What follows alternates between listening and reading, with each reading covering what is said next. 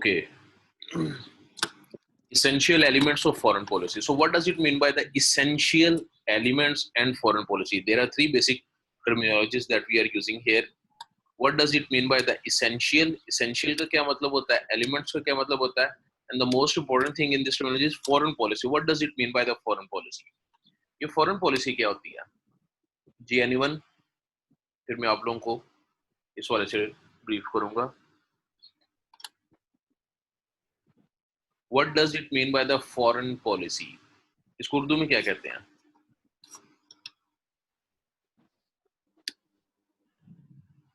ठीक है, चलिए मैं आपको सिंपल वर्ड्स के अंदर समझाने की कोशिश करता हूँ कि for example you are living in a town. आप एक टाउन के अंदर रहते हैं, आप एक स्ट्रीट के अंदर रहते हैं.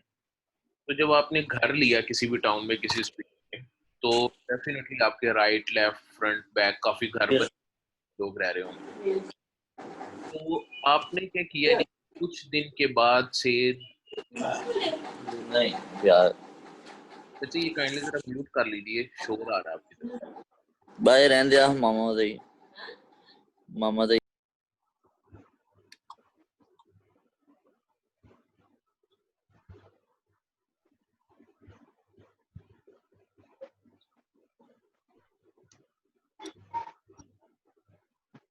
Okay, so you took some time to define the relation with the other people around you. So this is called as the foreign relations, the relation with other countries. What type of the relation you are having with other countries is called as the foreign countries. जिस तरह से आम इंसान जब आप पहले दिन class में गए तो there were more than 70, 80, 90 students around you, but you didn't initiate immediately to have some good relation, bad relation, coercive relation, cold relation, hard relation. आपने क्या किया, यू टुक सम टाइम, आपने कुछ टाइम लिया, उसके बाद आपने देखा कि आपके किस लड़के के साथ कैसे आपके बात होने चाहिए. इट मीन्स दैट किसी के साथ आपने सिर्फ हेलो हाय पर इत्तेफा किया, किसी के साथ आपने दोस्ती की, किसी के साथ आपने अपने नोट्स शेयर करने शुरू कर दिए, किसी के साथ आप अपने कन्वेंस भी शेयर कर रहे हैं, किसी के साथ आप बहुत ज्यादा फास्ट फ्रेंड हो गए. सो इन कंट्रीज, जो कंट्रीज होते हैं वो भी जब दुनिया के अंदर मौजूद होते हैं तो they show some relation with other countries. They have to make some relation with other countries because no country or no human being can survive in isolation. No one can survive in isolation. तो उस isolation के अंदर कोई भी survive नहीं कर पाता. जी नताशा, आप अटेंडेंस के मुझे स्क्रीनशॉट सेंड कर दीजिए. तो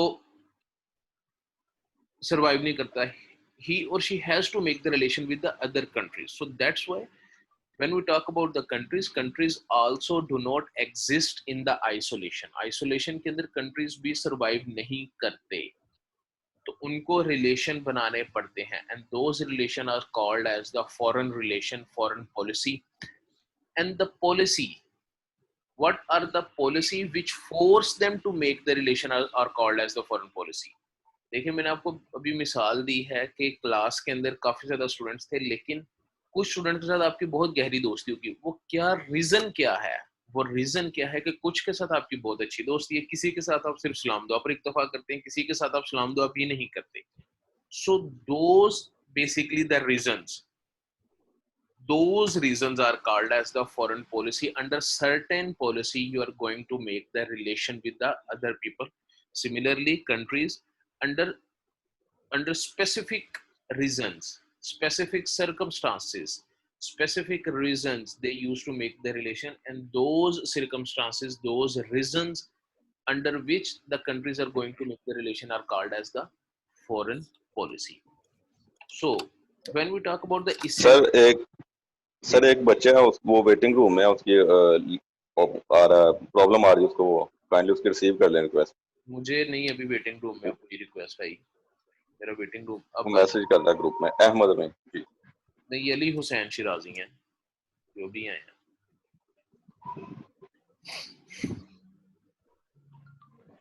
Okay, so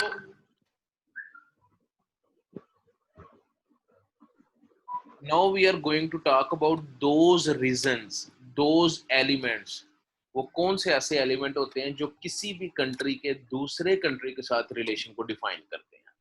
What are those important elements, essential elements, which are going to make the relation with the other countries, which force a country to make relation with other countries? वो कौन से ऐसे element? There are two types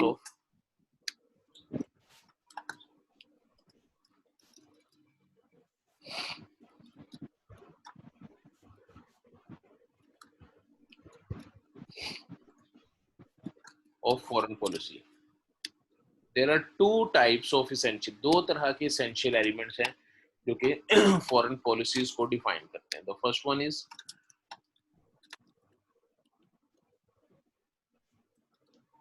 tangible elements, and the second one intangible. intangible. Exactly. Intangible, या इसको less tangible भी कहते हैं. Less tangible, intangible भी कह लें या लेस टेंजिबल एलिमेंट्स. वो अवामिल, वो अनासिर, दो तरह के अनासिर हैं, दो तरह के अवामिल हैं जो फॉरेन पॉलिसी बनाने में अपना रोल प्ले कर रहे होते हैं. Those are two types of elements, two types of awamil, two types of anasir. The first one is called as the tangible elements and the second one is called as the intangible या less tangible elements. अब सबसे पहले हम लोग one by one define कर लेते हैं with example के what are those tangible elements. वो कौन से ऐसे टेंजिबल एलिमेंट हैं जो फोर्स करते हैं कंट्री को दूसरे कंट्री के साथ अपने रिलेशन को डिफाइन करने में कि किस कंट्री के साथ उसके कैसे रिलेशन होंगे. Those relations are usually defined by the elements, and there are two types of the elements, tangible and less tangible. So initially we are going to talk about the tangible elements. Okay, the tangible elements. So the most important सब classification of tangible elements को हम मजीद सब classify करेंगे और बारी बारी देखेंगे उसको. तो द मोस्ट इंपॉर्टेंट सब classification of the tangible element is, you can say that the geography of country. The geography of the country is the first sub classification or sub part of the tangible element which basically defines the foreign policy, जो foreign policy को define करता है. अब ये geography क्या होती है? Sir जो बाउंड्रीज होती हैं एक कंट्री की दूसरे कंट्री के साथ लग रही हैं. जी बिल्कुल. कंट्री की सिचुएशन कि कंट्री कहाँ पर मौजूद है, उसके राइट साइड पे कौन सा कंट्री है, लेफ्ट साइड पे कौन सा कंट्री है, ऊपर नीचे, पानी कितना है उसके साथ, पहाड़ कितने हैं उसके पास, मौसम कैसा है उसके पास, उसके साथ समुंदर कितने लगते हैं. All these things are tangible elements. इनको हम देख सकते हैं, इनको फील कर सकते हैं, इनको हम टच कर सकते हैं, मेजर कर सकते हैं, काउंट कर सकते हैं. तो टेंजिबल का मतलब ही वो चीज होती है anything that comes under your five senses. That comes under your five senses. आपके फाइव सेंसेस के अंदर चीज आती हो, that is called as the tangible thing. Tangible जिसकी स्पेसिफिक शेप हो, साइज हो, उसका वेट हो, फिजिकल एट्रीब्यूट्स उसको जो आपके पांच सेंसेस में आप उसको देख सकते हो, फील कर सकते हो, उसको आप टेस्ट कर सकते हो, उसको आप मेजर कर सकते हो, उसको आप वेट कर सकते हो. तो these are called as the tangible elements. तो टेंजिबल एलिमेंट के अंदर सबसे जो इंपॉर्टेंट एक टेंजिबल एलिमेंट है किसी भी कंट्री के दूसरे कंट्री के साथ रिलेशन बनाने में, that is called as the geography of the country. तो ज्योग्राफी आपने बिल्कुल ठीक बताया, बिल्कुल वही चीज है कि इसकी बाउंड्रीज किस कंट्री के साथ लगती हैं, ये कहाँ पर मौजूद है, क्या हर तरफ पानी लगता है, क्या हर तरफ से समुंदर लगता है, क्या हर तरफ से बाउंड्रीज लगती है दूसरे कंट्री की, लैंड लॉक है या ये लैंड लॉक नहीं है, क्या ये आइलैंड है, क्या ये आइलैंड नहीं है, या ये पे लैंड है या पे लैंड नहीं है. तो ये मुख्तलिफ टर्मिनोलॉजीज यूज होती हैं कंट्रीज की महल वकूअ को जाहिर करने के लिए, उसकी सिचुएशन को कि where the country is basically situated. So अब हम इसको थोड़ा सा एग्जांपल से मेजर करने की कोशिश करते हैं. मैं आपको एक एग्जांपल देता हूँ, ज्योग्राफी ऑफ पाकिस्तान बनाने की कोशिश करता हूँ, वहां से हम देखेंगे कि what will be the foreign policy of Pakistan under the certain geography. इस ज्योग्राफी के साथ पाकिस्तान की फॉरेन पॉलिसी क्या होनी चाहिए. उसके लिए मैं आपको छोटा सा एक मैप बना के दिखाने की कोशिश करूंगा.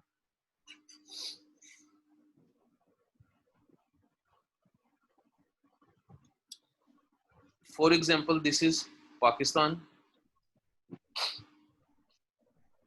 दिस इज पाकिस्तान जो मैंने ऑरेंज कलर में बनाया.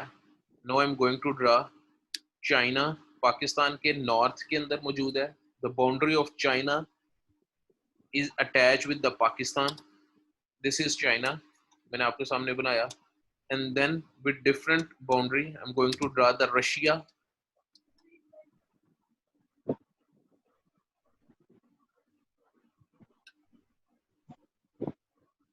This is Russia.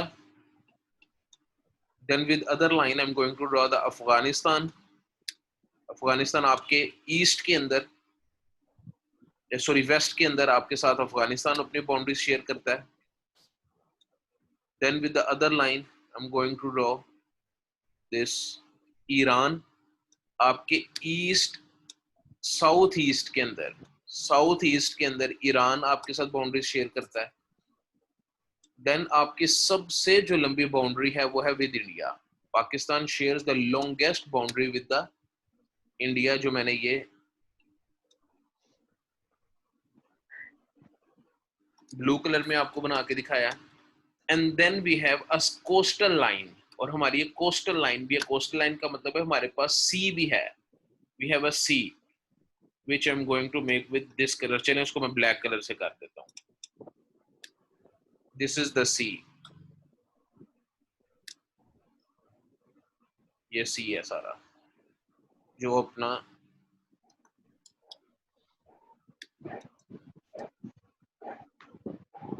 ठीक है.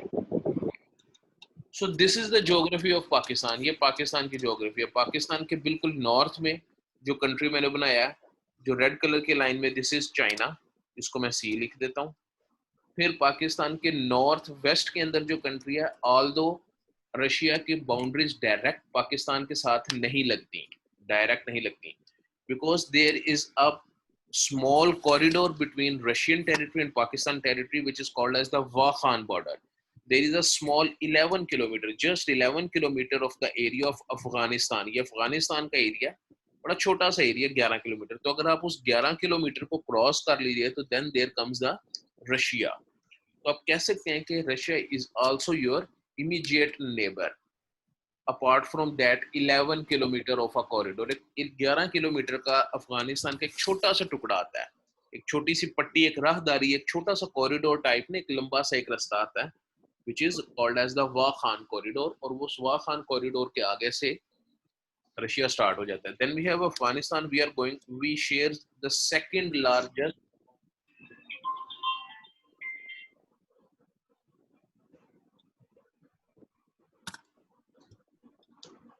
With the Afghanistan. हम अफगानिस्तान के साथ अपनी बाउंड्रीज शेयर करते हैं. देन वी हैव ईरान, जिसको मैंने आई से लिख दिया. And then we have India, जिसको मैं IN लिख देता हूँ, India. And then we have a coastal line which is called as the Arabian sea. हमारे साथ जो समुंदर लगता है उसका क्या नाम है? The Arabian sea.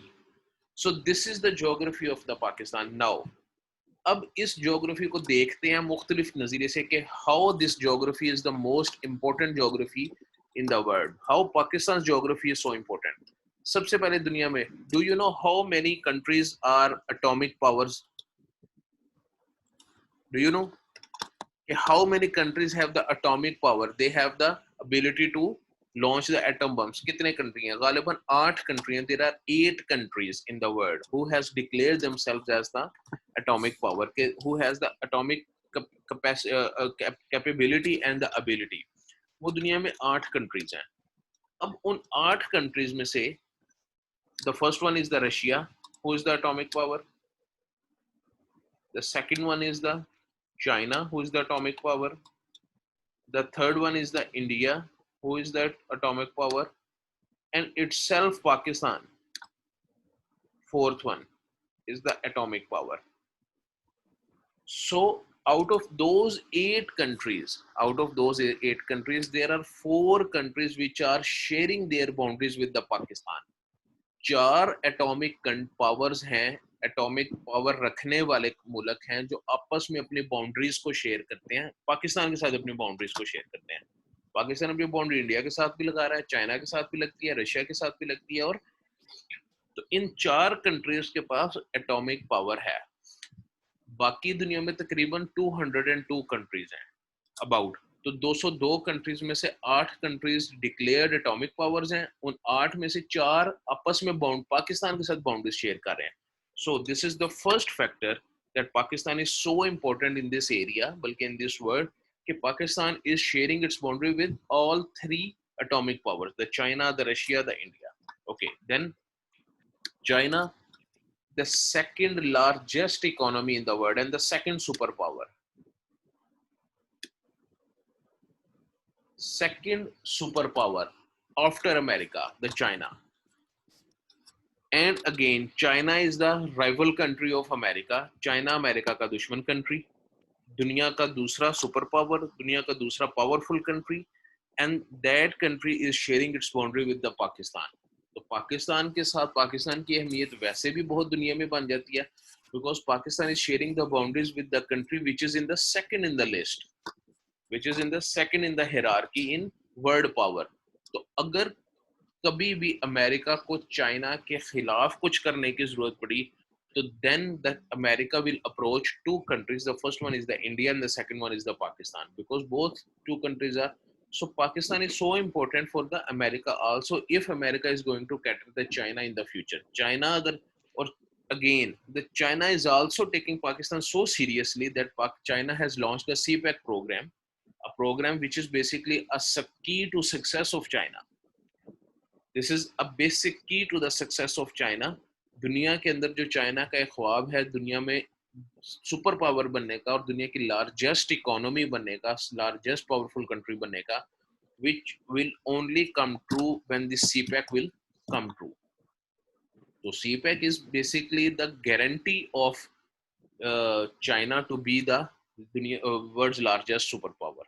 So China is also taking Pakistan so seriously that China doesn't want that Pakistan will go out from the Chinese bloc. तो चाइना भी पाकिस्तान के लिए बहुत इंपॉर्टेंट, पाकिस्तान भी चाइना के लिए इंपॉर्टेंट बहुत है, और अमेरिका के लिए भी. So this is the second thing which makes the Pakistan geography so important. Okay, the third one, अगर हम देखते हैं अफगानिस्तान की मिसाल देते हैं. Afghanistan neither a super power, neither atomic power, neither Afghanistan has any economy, but still Afghanistan always remains in the news of the world politics. Afghanistan दुनिया की न्यूज में रहता है. Afghanistan is so important not only for the America, but it was one of the key country in Afghan and Russia war. उसको भी हम देखने की कोशिश करेंगे. तो अफगानिस्तान मुख्तलिफ इरा के अंदर, मुख्तलिफ सालों में, मुख्तलिफ दौर में किसी ना किसी हवाले से दुनिया की नज़रों में अहम रहा है. Either it is Afghan Russia war, either it is Taliban, either it is Al Qaeda, either it is 9/11, either it is Afghan America war, or either it is Afghan America peace talks. So Afghanistan always remain in limelight. दुनिया के politics के अंदर अपना असर अफगानिस्तान हमेशा से अपने तरीके से रखता है, क्योंकि उसके पास ना तो एक कोई पैसा है, ना उसके पास कोई पावर है, ना उसके पास असला है इतना ज्यादा. But the thing, Afghanis have a very good sense of fighting wars, fighting guerrilla wars. They used to fight guerrilla wars. So by using this capability, they used to attract the superpower in their country. अपने country में वो attract करते हैं और वहाँ पर फिर उनके साथ वो जंग करते हैं. So अफगानिस्तान की भी बाउंड्री दुनिया का इतना important country, जो कि अब दुनिया में एक peace talks के नाम से भी आजकल चल रहा है. Yesterday you must have heard the news that Afghani and Taliban and America are sitting together for a peaceful end of this war. तो उसके लिए पाकिस्तान का रोल था. अब अफगानिस्तान और Pakistan both are considered themselves as integral parts. Pakistan और अफगानिस्तान एक दूसरे को बहुत integral part consider करते हैं एक दूसरे का. And again, Afghanistan is sharing boundary with Pakistan, and there is a huge influence that Pakistan is having on Afghani people, Afghani government, Afghani territory, even on Taliban, even all that groups which are involved in the war with the America. So Afghanistan, again, very important country and sharing boundary with the Pakistan. Then we come to the Iran, sorry. So Iran is also considered herself as a very important country in the world politics. World politics के अंदर Iran की अपनी अहमियत है. The first of all, Iran has a tussle with the Saudi Arabia. उनके कुछ religious issues हैं, कुछ religious, कुछ ideological issues हैं, जिसकी वजह से Iran and Saudi are in a clash. Saudi is very important for the Islamic countries, for the Makkah and Medina, and Iran is also very important for the China now. और अब China के लिए बहुत important होता जा रहा है. And Iran is enemy country of Israel. Israel is very much important for the America.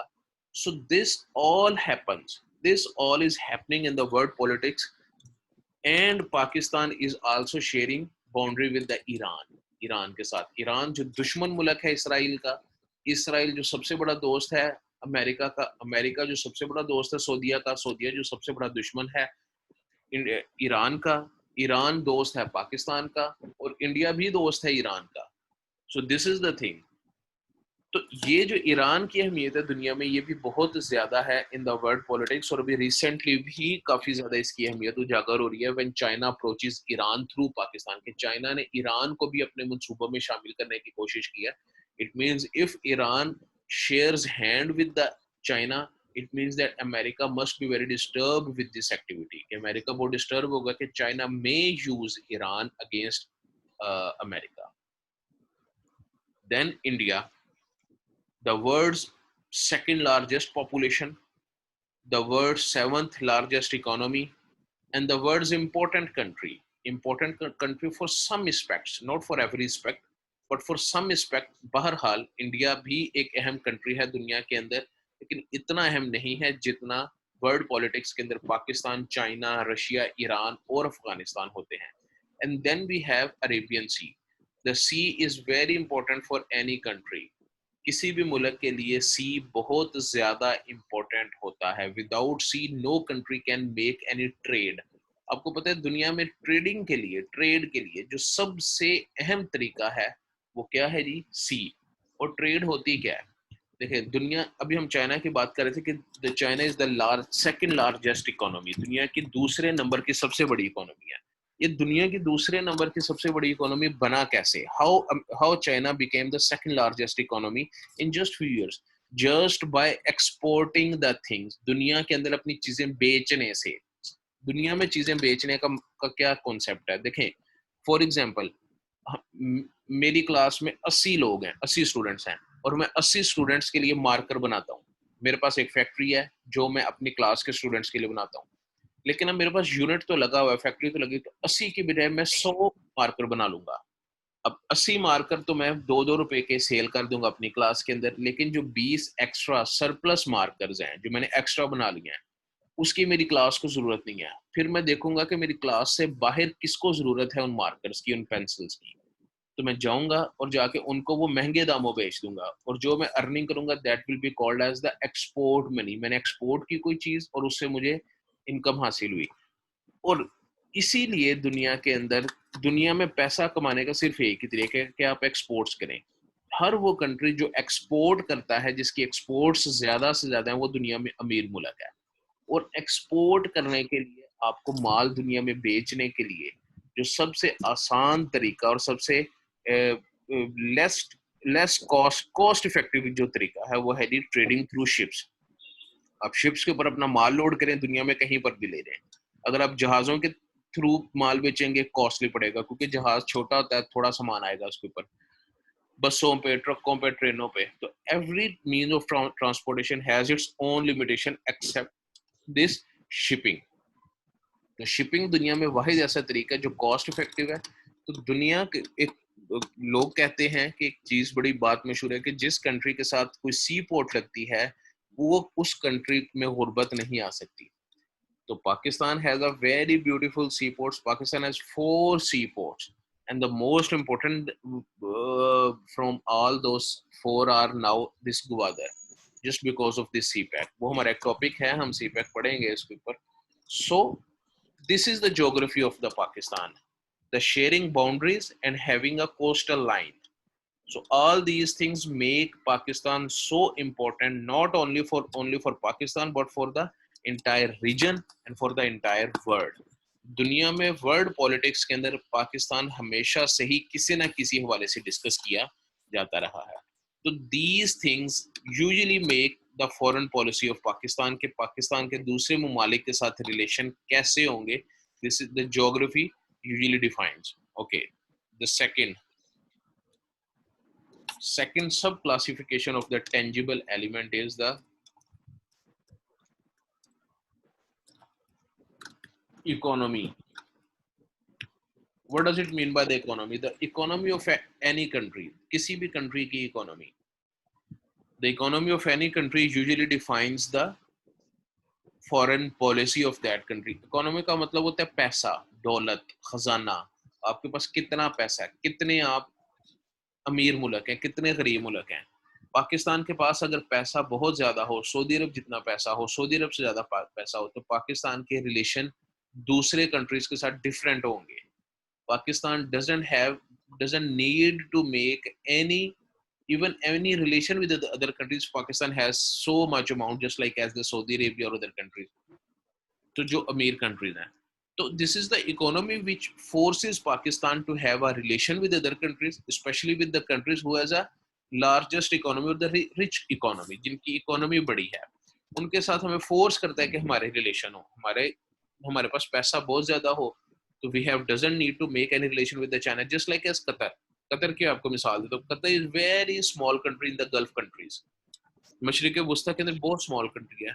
तो सम 1 year ago, 1 साल पहले जितने गल्फ कंट्रीज थे उन्होंने बायकॉट कर दिया कतर का, तो कतर को कोई फर्क नहीं पड़ा, because Qatar has very strong economy, very strong economy.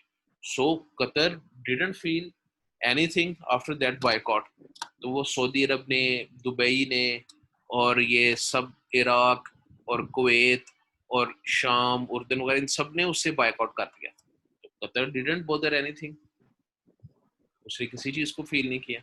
So just because of its economy, अपनी इकोनॉमी की वजह से. तो आपके पास कितना पैसा है, आपके मुल्क के अखराजात कितने, एक्सपेंसेस कितने हैं, ये चीजें डिफाइन करती हैं कि आपके दूसरे मुल्क के साथ रिलेशन कैसे होंगे. पाकिस्तान के पास पैसा बहुत ज्यादा हो तो पाकिस्तान को कोई जरूरत नहीं है अमेरिका के साथ दोस्ती करने की, चाइना के साथ दोस्ती करने की, या दूसरी ऐसी कंट्री के साथ दोस्ती करने की जिनके पास ज्यादा पैसा है. पाकिस्तान अपना काम खुद से करे. So the economy is the second tangible element which forces to make any relation with the other country. Okay, the third one is again very important, and the last one is the size of the army or defense कर लें इसको, army or defense. Just like as the economy, if you have a powerful economy, you will have a different type of relation with other countries. If you have a weak economy, then you have a different type of relation with the other countries. The similar to that army, if you have a strong army, you have lethal weapons, you have more army personnel in your barracks, then you will have a different type of relation with the other countries. If you are weak in your defense, आप अपने defense में weak हैं, आपके पास less lethal weapons हैं, आपके पास size of army कम है, personnel of army कम है, तो then you will have a different type of relation with the other countries. ये ऐसी ही मिसाल है कि एक कमजोर आदमी कभी भी न लड़ाई करेगा, न लड़ाई में पहल करेगा, बल्कि उसकी दोस्ती भी ऐसे दो लड़कों के साथ होगी जो उसको कहीं ना कहीं सपोर्ट कर सके in terms of security, in terms of power.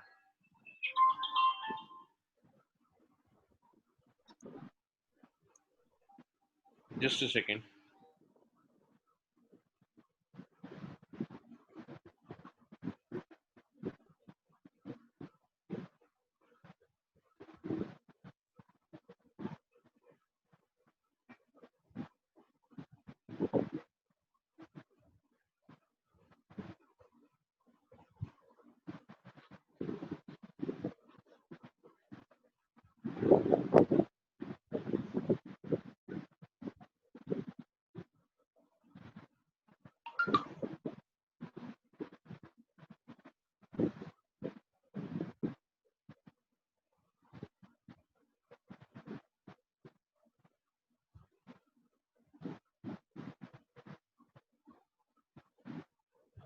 Okay, so we were talking about the army, the size of the army, the capability of your defense. अगर आपका डिफेंस मजबूत है, आपकी आर्मी बड़ी है, आपके पास वेपन है तो डिफरेंट है, तो आपके पास आपको डिफरेंट टाइप ऑफ रिलेशन आपके होंगे कंट्रीज के साथ, लेकिन अगर आप वीक हैं, आपका डिफेंस कमजोर है, आपके पास वेपन्स अच्छे नहीं है, तो फिर आपका रिलेशन भी डिफरेंट होगा दूसरे कंट्रीज के साथ. So intangible elements, the third tangible element that we have discussed is army on the side. So these are three types of the tangible element: geography, your economy, or your army or the defense.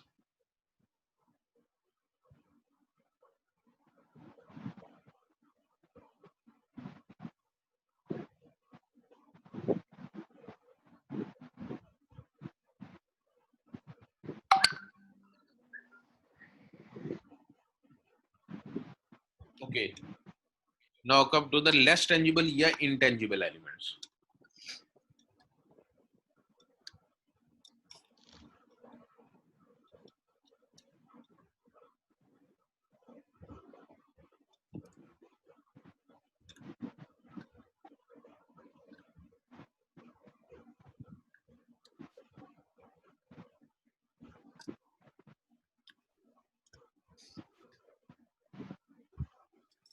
Intangible या less tangible elements of foreign policy.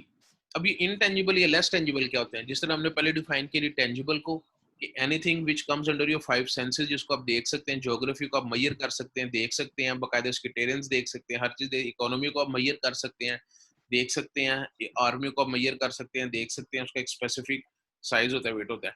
इसको all together roulette कर दिए तो anything which doesn't come under your five senses, you just feel it. आप सिर्फ उसको feel कर सकते हैं. You can not touch it, you can not smell it, you can not weight it, you can not touch it. सिर्फ उसको आप feel कर. तो हर वो चीज आप सिर्फ फील कर सके लेकिन वो देख ना सके, मेजर ना कर सके, काउंट ना कर सके उसको, तो वो कहलाती है इंटेंजिबल या लेस टेंजिबल थिंग. अब उसके अंदर वो कौन से ऐसे एलिमेंट्स होंगे जो आपके इंटेंजिबल एलिमेंट्स हैं लेकिन आपकी फॉरेन पॉलिसी बनाने में वो बड़ा अहम रोल प्ले कर रहे हैं, वो कौन कौन से होंगे? Just think about it. Tangible तो हमने सर सबसे पहले जो एक आइडियोलॉजी आ सकती है इसमें. आइडियोलॉजी, आइडियोलॉजी को मैं मजीद लिखूंगा जी फेथ, फिर मैं लिखूंगा जी रिलीजन. Cultural norm sir. जी वो भी, उसको हम सेकंड नंबर पे लिखते हैं. Your culture, your norms, your tradition, ये भी इसके ऊपर आती है. ठीक है, ideology. So the first less tangible या इनटेंजिबल एलिमेंट, उसको हम ए लिख देते हैं.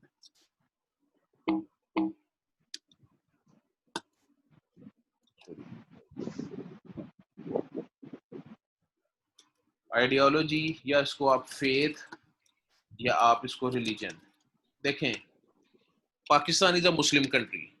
So in Pakistan's foreign policy, this is written categorically that Pakistan will have a brotherhood relation with any other country who has a Islamic faith, जिसका Islamic faith है. So Pakistan will have a brotherhood relation with the Islamic countries. ये सबसे पहली बात है कि being a Islamic country, हमारा इस्लामी मुल्क है, हमारे दूसरे जितने Islamic states हैं, Islamic countries हैं, will have a very good relation. ये हमने ऐसा करना ही करना है.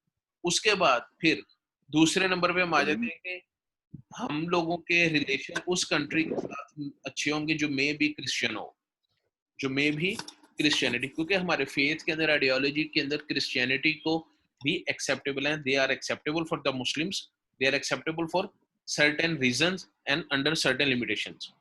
तो पाकिस्तान आइडियोलॉजी के हिसाब से अगर देखा जाए और पाकिस्तान की एग्जांपल ली जाए तो पाकिस्तान के रिलेशन बहुत अच्छे होंगे उन कंट्रीज के साथ जो कि इस्लामिक कंट्रीज हैं. अब इसी तरह अगर हम लोग ईरान की मिसाल ले लेते हैं, अब आगे हम फेथ को देखते हैं. फेथ, आइडियोलॉजी, रिलीजन हमने देखी, faith. So majority of the Irani people belong to the Shia faith, वो शिया मसलक से ताल्लुक रखते हैं. सो अगर हम आप उनके फॉरेन रिलेशन को देखें ईरान के, तो आपको क्लियरली नजर आएगा कि Iran has a very good relation with other countries who has a Shia faith, Shia मसलक, शिया आइडियोलॉजी.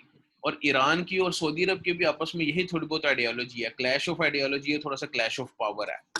तो आइडियोलॉजी और faith, one of the not very important I would say, but this has to be very important, इसको very important होना चाहिए. But this is right now, आज के दौर में this is not as much important as other tangible elements. इतने ज्यादा important नहीं है, but still it hold some ground. ये कुछ ना कुछ अपना अहमियत रखता है. So that's why it is called as the ideology is one of the important intangible या less tangible element which used to make the foreign policy with other countries. मैंने आपको मिसाल पाकिस्तान की सामने, इसी तरह ये आप अमेरिका की मिसाल दे लें. America is a Christian country which has a very good relation with other Christian countries, but cold relation with the Muslim countries. Okay. The second one, again, very important factor in less tangible or intangible elements. This one is the called as the behavior या personality of leaders.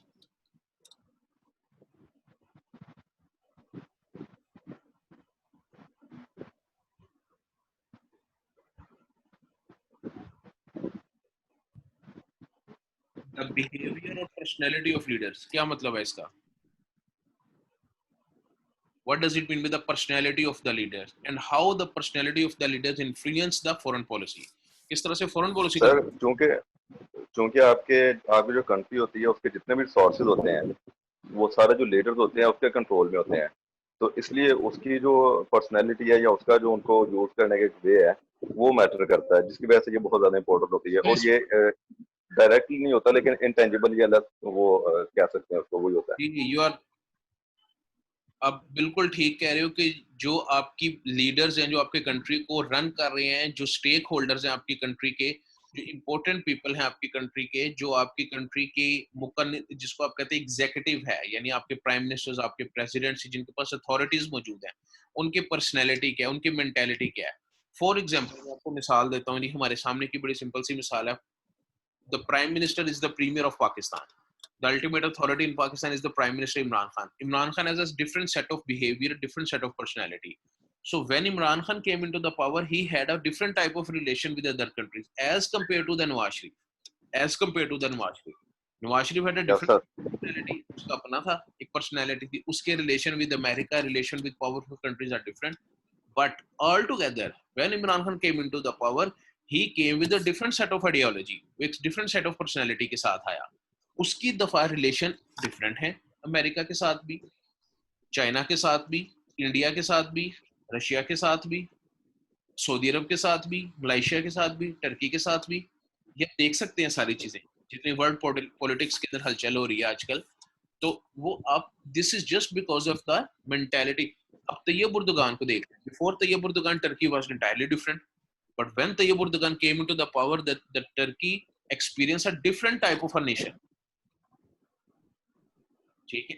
Then again, the Germany before Angela Merkel, Germany was entirely different. Before Donald Trump, America was totally different. The behavior, the personality, the sense of judgment of the Donald Trump is entirely different from his predecessor, Barack Obama.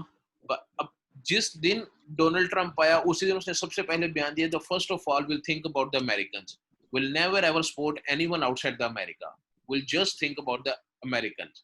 उसने कहा मैं Mexico के साथ boundary बंद कर दूंगा, मैं बाढ़ लगा दूंगा, मैं ब्राजील के साथ, अर्जेंटीना के साथ बाढ़ लगा दूंगा, मैं पाकिस्तान का वीजा बंद कर दूंगा, मैं इस मुल्क के लोगों को बाहर निकाल दूंगा, ये होगा वो होगा. फिर उसने कह दी रही कि मैं अफगानियों से कोई बातचीत नहीं करूंगा, फिर उसने कह दी मैं अफगानियों के साथ पीस टॉक करूंगा.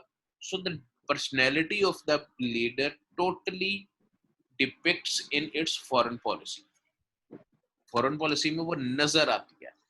इसी तरह मैं मिसाल देता हूँ कि for example if Maulana Fazlur Rahman will become your premier, your prime minister of Pakistan, so then what sort of the relation with will Pakistan have with other country? Definitely Maulana Fazlur Rahman or Sirajul Haq or other these religious type of personalities who will become the prime minister of Pakistan will have a different type of relation because these personality have a different set of behavior and a different set of personality. So these things, that the behavior and the personality of the leader totally maintain the foreign policy. दूसरे countries के साथ relation बनाने में अपना role बहुत play कर रही होती है. So this is our today's topic, which is basically the essential elements of foreign policy. मेरे पास इसके handouts भी हैं, मैं आपको इसके handouts भी send कर दूंगा. तो लेकिन ये है कि यहाँ के लिए, और ये जो आपका है ये maximum 4 marks के लिए आएगा एग्जाम के अंदर. इसी तरह 4 मार्क्स के लिए आएगा तो आपने इसी तरह सबसे पहले डिफाइन करना है कि what is the foreign policy, then how many types of the essential elements of foreign policy, then you will define the tangible, less tangible. tangible के अंदर जो तीनों चीजें हैं उनको आप 2-2 3-3 लाइनों में, ज्योग्राफी को, इकोनॉमी को, आर्मी को, डिफेंस को 2-2 3-3 लाइनों में डिफाइन करेंगे। उसके बाद आप फिर इनटेंजिबल को बताएंगे, फिर उसके जो दोनों हमने पढ़े हुए उनको 2-2 3-3 4-4 लाइनों के अंदर आप डिफाइन करेंगे। तो इस तरह से आपका ये पूरा क्वेश्चन एक बनेगा। So this is the essential, जरूरी अवामिल, ये जरूरी अवामिल हैं जो किसी भी मुल्क की खारजा पॉलिसी बनाने में अपना रोल कहीं ना कहीं प्ले कर रहे होते हैं। कभी ज्योग्राफी आ जाती है, ज्योग्राफी बहुत बड़ा रोल प्ले करने लग जाती है, हम लोग की इकोनॉमी और आर्मी अपना रोल कम, किसी वक्त इकोनॉमी ऐसा इंपॉर्टेंट फैक्टर बन के निकलती है कि इकोनॉमी आपकी खारजा पॉलिसी बनाने लग जाती है। कभी इकोनॉमी बैक हो जाती है, आपकी आर्मी और डिफेंस इतना इंपॉर्टेंट हो जाता है जो दूसरे मुल्कों के साथ आपके रिलेशन को डिफाइन करने में अपना रोल प्ले कर रहा होता है। कभी पर्सनैलिटी ऑफ द लीडर्स, कभी आइडियोलॉजी और रिलीजन। तो किसी ना किसी जमाने में, किसी ना किसी दौर में, टेन्योर के अंदर कोई ना कोई ऐसा एलिमेंट मौजूद होता है जो आपकी फॉरेन पॉलिसी को बनाने के अंदर अपना रोल प्ले कर रहा होता है। So this is it. If there is any question, you can raise your hands.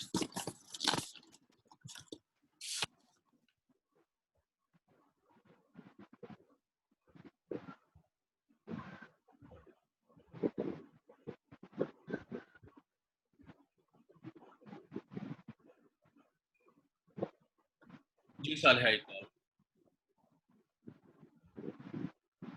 अस्सलामुअलैकुम सर। सर मेरे इंटरनेट का इशू था 8 बजे, तो मैंने 9:15 पे क्लास में तो एंटर हो गई थी, पर मेरा क्विज मिस हो गया।